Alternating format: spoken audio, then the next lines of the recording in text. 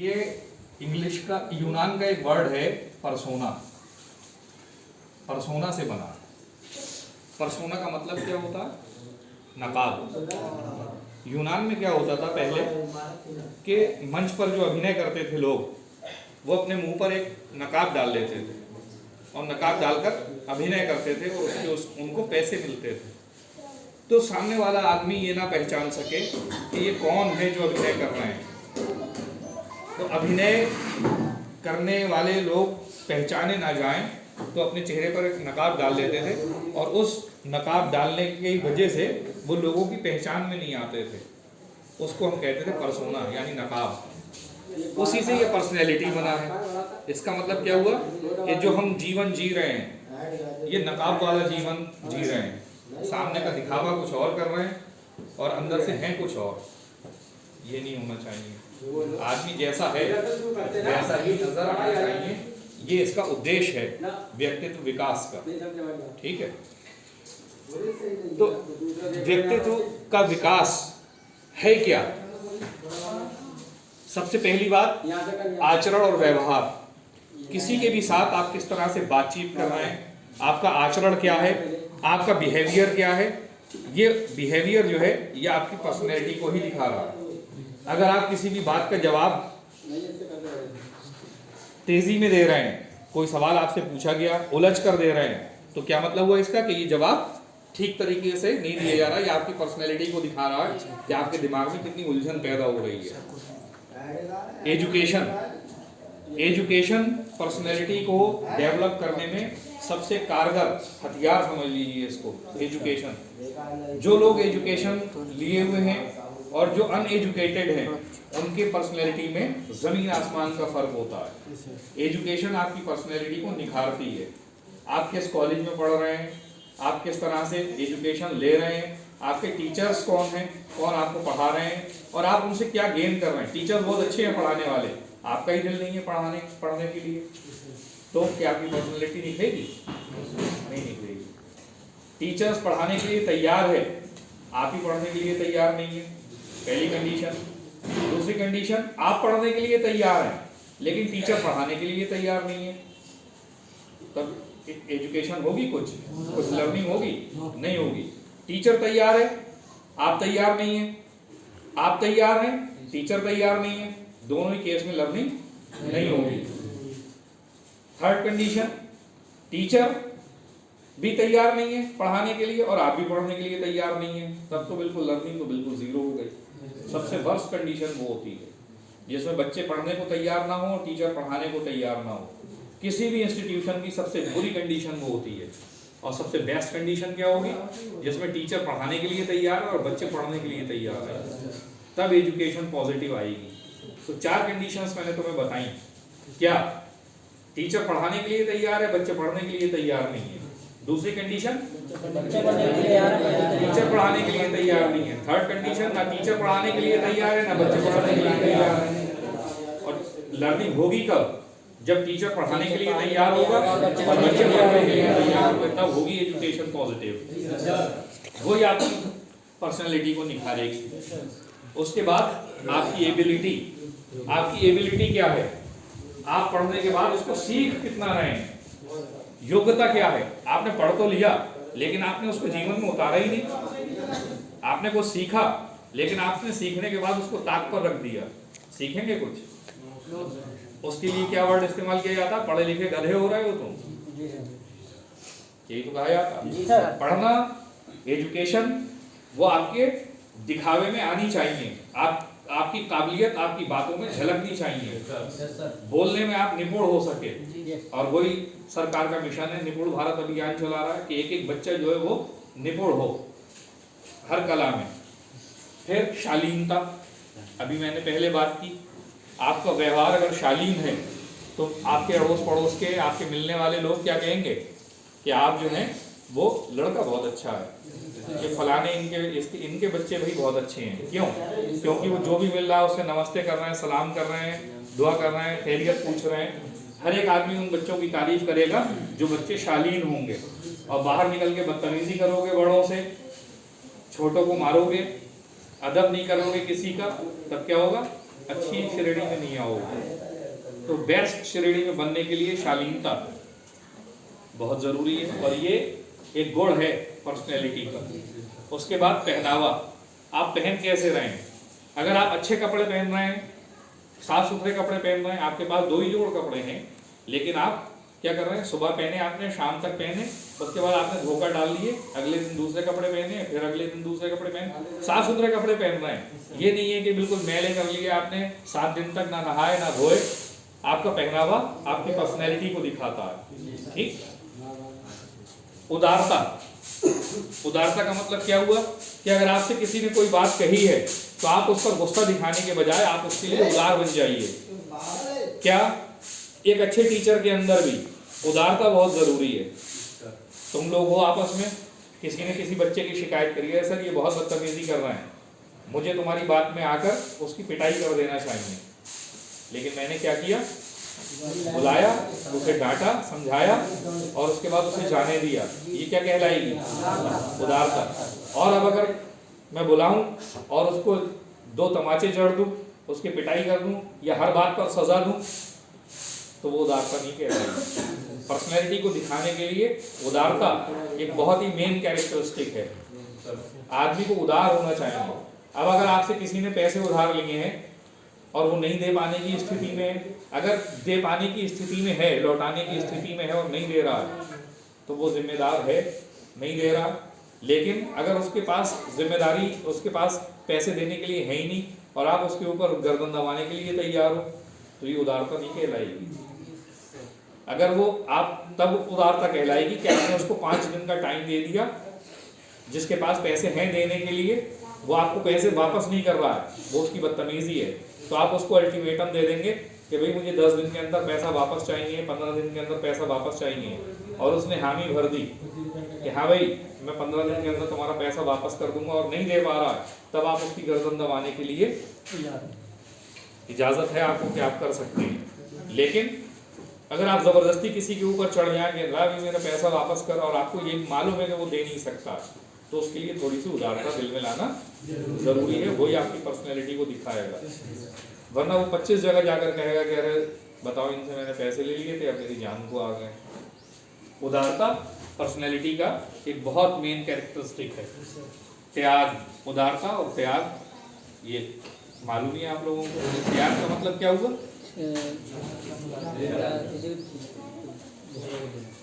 कि अगर घर में कोई चीज आई है खाने के लिए और आपके छोटे भाई को नहीं मिली, आपके पास है वो, तो त्याग क्या है कि आपने उसको त्याग दिया, उसको दे दिया, बिल्कुल खा ले।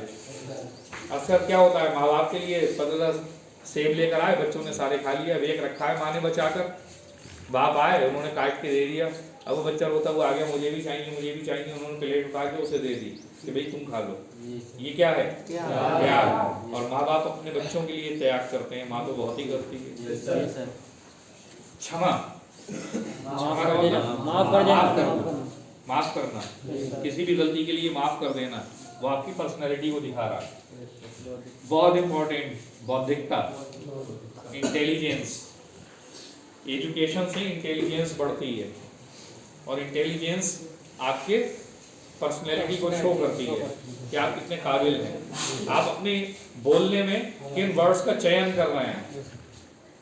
किसी को आप बदतमीजी से गाली से देकर बुलाएंगे, आप अपने साथी को अबे इधर आ, ये आपकी पर्सनैलिटी को शो कर रहा है। ओए इधर आ, मैंने तुमसे कहा कि जरा शुएब को बुला लो, अब अगर आप उसको बदतमीजी से आवाज देकर बुला रहे हैं तो ये आपकी पर्सनैलिटी को शो कर रहा है। अरे अगर आप उसको आवाज दे रहे भाई देखो सर क्या कह रहे हैं, ये आपकी पर्सनैलिटी को शो कर रहा है। दोनों में कितना फर्क है। ओए इधर आ, सर बुला रहे हैं, और दूसरा कह रहे हैं भाई इधर आओ सर कुछ बात कह रहे हैं। फर्क है दोनों में? नहीं, वो इंटेलिजेंस है कि आप किसी भी चीज को किस तरह से हैंडल कर रहे हैं। किसी परेशानी में फंस गए तो आप उसको किस तरह से हैंडल कर रहे हैं। फिर उसके बाद अब अगर आपके अंदर ये सारी क्वालिटीज हैं, ये प्रॉपर्टीज आपके अंदर हैं, तो आपकी पर्सनैलिटी निखरेगी। और अगर आपके अंदर इन क्वालिटीज में से किसी भी एक क्वालिटी की कमी है तो आपकी पर्सनैलिटी जो है वो अच्छी नहीं है, आप अच्छे बच्चे नहीं हैं। दूसरों से अलग तभी दिखेंगे जब आपके पास ये सारी क्वालिटीज होंगी। अब इसकी इंपॉर्टेंस क्या है, पर्सनैलिटी डेवलपमेंट, व्यक्तित्व के विकास की इम्पोर्टेंस, उसका महत्व क्या है? सबसे पहला, भीड़ से अलग पहचान। आप 100 लोगों में भी बैठे हुए हैं, लेकिन आप आत्मविश्वास से भरे हुए होंगे, क्या रे ये 100 लोग बैठे हुए हैं तो क्या हो गया, अपॉइंटमेंट मेरा ही होना है। क्यों? क्योंकि मेरे अंदर वो क्वालिटीज हैं। समझ रहे हो? कहीं पर भी जाएंगे आप तो आप भीड़ से जब अलग दिखाई देंगे, सब लड़के इंटरव्यू देने के लिए जा रहे हैं, सब दे देकर आ रहे हैं, सबके इंटरव्यू अच्छे हो रहे हैं, चुना कौन जाएगा? जो सबसे अलग दिखाई देगा। ठीक है, अब आप भीड़ में बैठे हुए ऊँग रहे हैं, अंदर गए ढीले हाथों से पैरों से, तो आपकी पर्सनैलिटी वो शो करेगी जो आप दिखा रहे हैं। दूसरा जो मैंने बताया, क्या पर्सनैलिटी जब आपकी डेवलप होगी तो आपके अंदर सेल्फ कॉन्फिडेंस होगा। आप कहीं पर भी घुस जाएंगे, डीएम ऑफिस में जाना है आप वैसे ही चले जाएंगे, किसी भी अधिकारी के पास जाना है आप जाकर अपनी बात रखेंगे, और अगर आपकी पर्सनैलिटी नहीं है ऐसी तो आप ये काम नहीं कर पाएंगे। मजबूत संबंध, स्ट्रॉन्ग रिलेशनशिप, मजबूत रिलेशनशिप बनते हैं किससे? जब आपकी पर्सनैलिटी डेवलप्ड होगी।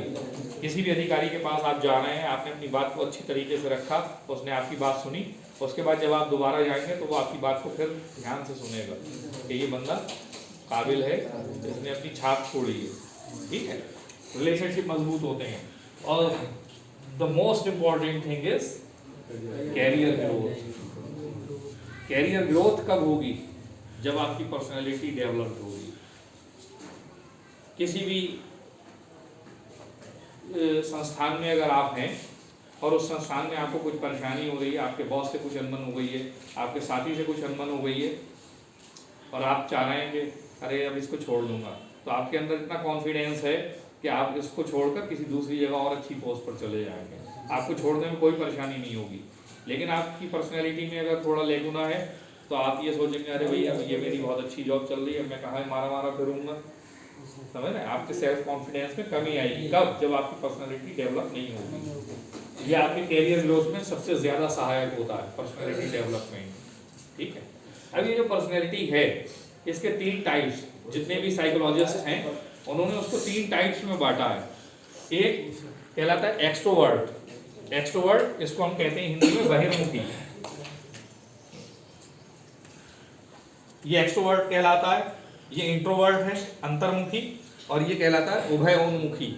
उभयोन्मुखी इसको हम कहते हैं विकासोन्मुखी, जो विकास की तरफ हमें ले जाए, वो उभयोन्मुखी।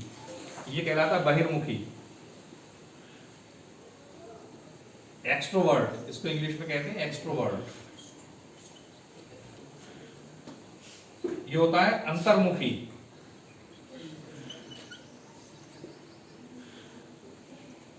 इंट्रोवर्ट। और ये है उभयोन्मुखी, इसको हम कहते हैं एम्बिवोलेंट। एम्बिवैलेंट, वोलेंट नहीं, वैलेंट, एम्बिवैलेंट। बहिर्मुखी एक्सट्रोवर्ट क्या होती है क्वालिटीज? आपका पहनावा, आपके बात करने का ढंग, आपके गेस्चर्स, किस तरह से आप अपनी बात को प्रेजेंट कर रहे हैं। सीधे खड़े होकर आप बोलने लगे, आपसे यह कहा जाए कि आप किसी भी टॉपिक पर बोलिए, अब आप हाथ चलाकर अपनी बात को पूरी सही तरीके से एक्सप्लेन कर रहे हैं, वो आपकी गेस्चर्स कहलाएंगी, आपकी मुद्राएं, किस तरह से आप अपनी बात प्रेजेंट कर रहे हैं। फिर आपकी आदतें, आदतें नहीं बदली जाती हैं, सबसे बुरी चीज़ आदत होती है। अब अगर आपको बात करने में बीच बीच में थूकने की आदत है, कोई खड़ा होगा आपके पास? आप पिच थूके जा रहे हैं बात करने में, आप बात कर रहे हैं, आपके मुंह से थूक उड़ रहा है, आपके सामने खड़े होके बचेगा आदमी? समझ रहे? तो जो आदतें हैं, अगर बुरी आदत है आपके अंदर और अगर आपसे कोई कह रहा है कि अपनी इस आदत को बदल लो, तो फौरन उसके ऊपर ध्यान दो, उस आदत को बदलो, क्योंकि आदतें बदलती नहीं हैं, चलती रहती हैं जिंदगी भर साथ में। अब अगर आपको बलगम की आदत है, थूक नहीं, आठ टू करे जा रहे हो, घर वाले ही परेशान होंगे, क्या बवाल पाल लिया पूरे घर में हर वक्त गंदगी करता रहता है, समझ रहे? तो ये आदत है, ये आदत जो गंदी आदतें हैं वो बदलना चाहिए। इंट्रोवर्ट, अब ये आपके अंदर की जो आदत, जो पर्सनैलिटी होगी, इंट्रोवर्ट पर्सनैलिटी, वो क्या है? अंतःप्रेरणा और उद्देश्य। आप किसी भी एम के लिए अगर आपने अपना माइंड बना लिया, ये इंटरनल है, इंटरनल पर्सनैलिटी। अगर आपने कोई गोल सेट कर लिया, मुझे आईएएस में जाना है, मुझे एनडीए में जाना है, मुझे सीडीएस में जाना है, मुझे डॉक्टर बनना है, कोई भी आपने गेम सेट को गोल अपना सेट कर लिया, और उसके लिए आपको जरूरत किस चीज की पड़ेगी? अंतः प्रेरणा, सेल्फ मोटिवेशन। सेल्फ मोटिवेशन जब तक नहीं होगा तब तक आप कोई काम नहीं कर पाएंगे। मैं आपके अंदर जितना भी पंप करने की कोशिश करता हूँ, आप यहाँ बैठ के सुनेंगे, बाहर जाके कहेंगे अरे सर ने यहाँ तक टाइम बर्बाद कर दिया, बताओ यार 10 मिनट कह रहे थे, आधा घंटा बोल दिए, तो इसका मतलब आपने कुछ नहीं सीखा। Self motivation. उसके बाद संवेग, प्रत्यक्ष, इच्छा, इन तो फिर कभी बाद में बात कर लेंगे, ठीक है। इम्पल्स, प्रत्यक्ष और अप्रत्यक्ष क्या होता है, किसी को मालूम है? प्रत्यक्ष अप्रत्यक्ष क्या होता है? डायरेक्ट और इनडायरेक्ट। क्या प्रत्यक्ष का मतलब क्या हुआ, बताओ जल्दी से एक लाइन में। प्रत्यक्ष मतलब सीधे अपने तरीके से अपनी बात को रखना, ठीक है। उसके बाद आपकी इच्छा क्या है? इच्छाएं भी दो तरह की होती हैं, बुरी इच्छा, अच्छी इच्छा। अगर आप हर वक्त अपने दिमाग में गलत ख्यालों को लाते रहेंगे तो आपकी इच्छाएं अच्छी नहीं बनेगी, बड़ी होना चाहिए। अच्छी इच्छाएं भी अच्छी होना चाहिए, अच्छी इच्छा रखनी चाहिए। अब आप सोच रहे हैं मेरे पास पैसे आ जाएं तो मैं घूमने जाऊंगा, दूसरी चीज क्या होगी, मेरे पास पैसे आ जाएं मैं हज करने जाऊंगा, या मैं तीर्थ यात्रा करने जाऊंगा, किसी भी धार्मिक स्थल को देखने जाऊंगा, ये अच्छी बात हो गई, समझ रहे हैं। अब मैं जाऊंगा कहीं बकवास करने के लिए, कहीं गलत अड्डों पर, तो वो अच्छी इच्छा नहीं हुई कि मेरे पास पैसे आएंगे तो मैं फला काम करूंगा। जो अच्छे काम हैं, जो अच्छे काम क्या होते हैं, अच्छे और बुरे काम। अच्छे काम जो आप समाज में खुलेआम बोल सके, कह सके कि मैंने ये काम किया, और बुरे काम क्या है, जो आप अपने दोस्त को बताते हुए भी घबराए, ठीक है। बच्चे ने सिगरेट पीना शुरू किया, अच्छा काम किया, उसने अपने दोस्त को भी नहीं बताया कि मैंने सिगरेट पीना शुरू कर दिया, क्यों? क्योंकि वो अच्छा काम नहीं है। क्यों? अब घर वालों से छुप कर पी रहा, क्या मतलब वो इसका? घर पर पापा को या मम्मी को पता चल जाएगा तो पिटते पिटते सुबह हो जाएगी। तो अच्छी इच्छाएं होनी चाहिए, अच्छी ख्वाहिशें होनी चाहिए, तभी आपकी पर्सनालिटी निखरेगी। और उभयोन्मुखी या एम्बिवेलेंट क्या होता है? जो कोई भी चीज आपको विकास की तरफ ले जाए, डेवलपमेंट की तरफ ले जाए। जाकिर सर हैं, पढ़ा रहे हैं, टीचर हैं, आप टीचर की तरह पढ़ाएं, टाइम पास करें बच्चों के साथ और घर चले जाएं, तो टीचर तो है, सैलरी कम हो जाएगी या सैलरी बढ़ जाएगी? मेहनत कर रहे हैं तो सैलरी बढ़ जा रही है क्या? जितनी है उतनी तो है, लेकिन क्या है, एम्बिवेलेंट। ये जो लोग होते हैं ये थर्ड ट्रेट में आते हैं। काम तो बहुत सारे लोग कर रहे हैं, पढ़ा बहुत सारे लोग रहे हैं, लेकिन जो अपने आप को अलग दिखाएं समाज से। तुम्हारे कॉलेज में भी 62 टीचर्स हैं, बहुत सारे ऐसे टीचर्स हैं, तुम लोग भी देखते हो कि बाहर कुर्सी में बैठे हुए गप्पे मार रहे हैं, क्लास में पढ़ाने नहीं जा रहे हैं, बैल हो गई तब भी बैठे हुए, जब देखा कोई आ गया चेक करने के लिए तब उठ के भागे कि बच्चों को पढ़ा दें, और वरना बैठे गप मार रहे हैं। और कुछ टीचर ऐसे भी होंगे जो अपने आप जाकर बैल हो गई अपने आप क्लास में आ गए, या तुमसे कह के चले गए कि जब बैल हो तो मुझे बुला कर ले जाना, मैं किसी काम में हूँ तो मुझे बुला लेना पढ़ाने के लिए। वो टीचर क्या है, वह उभयोन्मुखी है, उभयोन्मुखी। जो अभी जाकिर सर कह रहे थे कि इसका मतलब क्या होता है, इसका मतलब क्या होता है उभयोन्मुखी का? जो विकास की तरफ अग्रसर हो, विकास की तरफ आपको ले जाएं, अपने आप को भी ले जाएं, और जब अपने आप लेकर जाएंगे तो आपको भी लेकर जाएंगे, ठीक है? ठीक, थैंक यू वेरी मच।